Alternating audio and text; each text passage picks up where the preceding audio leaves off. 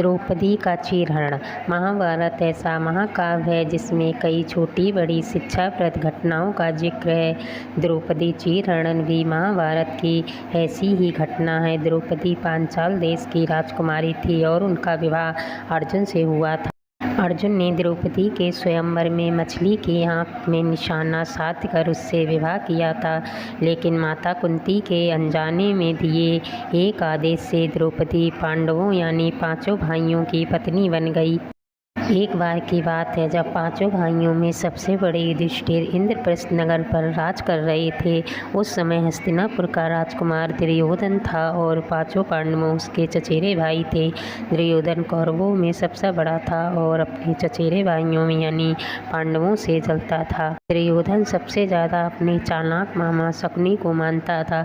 शकुनी ने दुर्योधन को सलाह दी कि वो पांडवों को जुआ खेलने के लिए आमंत्रित करे। पांडवों ने अपने भाई दुर्योधन का निमंत्रण स्वीकार कर लिया। उस सभा में भरत वंश के शासक धृतराष्ट्र, भीम पितामह, द्रोणाचार्य और महात्मा विदुर जैसे महान लोग भी उपस्थित थे। शकुनी मामा ने छल कपट से पांडवों को हराना शुरू किया। इस खेल में पांडव अपना राज हार गए।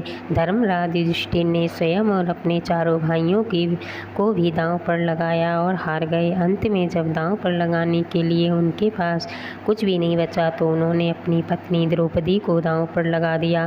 दुर्योधन तो जैसे इसी पल का इंतजार कर रहा था। शकुनी ने मामा की मदद से उसने जुए में द्रौपदी को भी जीत लिया।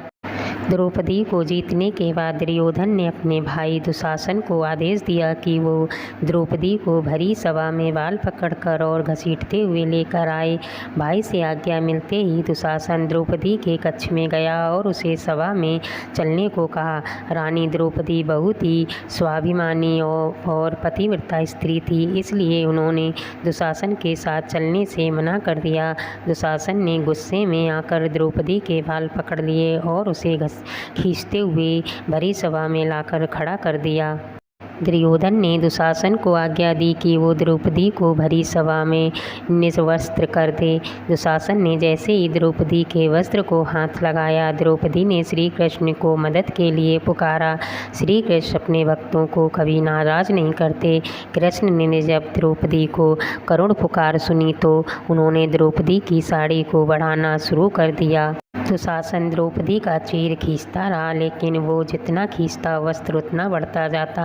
अंत में दुशासन थक खाकर हार गया, किंतु द्रौपदी का वस्त्रण नहीं कर सका। ऐसा कहा जाता है महाभारत युद्ध के पीछे सबसे बड़ा कारण द्रौपदी चीरहरण ही था। इस कहानी को पढ़कर लाइक कर देना, कृपया चैनल सब्सक्राइब कर देना।